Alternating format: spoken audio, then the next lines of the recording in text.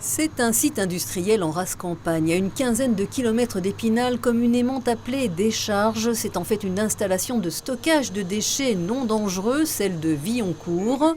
Les élus du secteur visitaient vendredi dernier ce lieu de 60 hectares, exploité par le groupe Suez.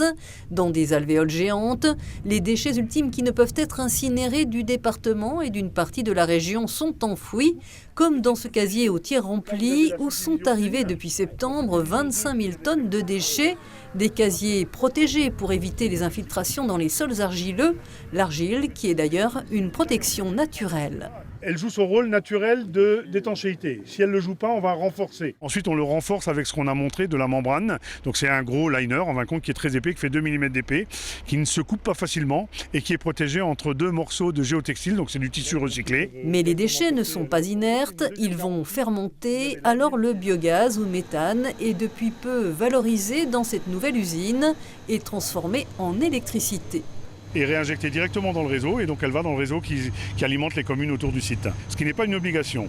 Réglementairement, on doit traiter le biogaz à l'aide des torchères, mais nous on va plus loin. L'installation de Villoncourt, ouverte en 2012, a obtenu de l'État de continuer son activité pour 16 années de plus, avec une capacité de stockage d'1 600 000 tonnes de déchets.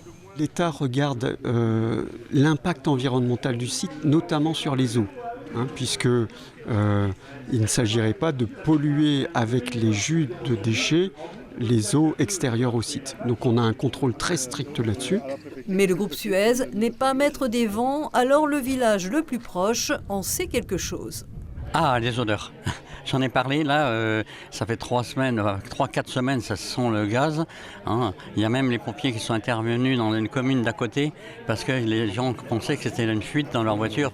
Une telle installation a aussi des avantages pécuniers. Suez paye une taxe aux communes locales. Pour Villoncourt, village d'une centaine d'habitants, cela rapporte entre 50 000 et 100 000 euros par an.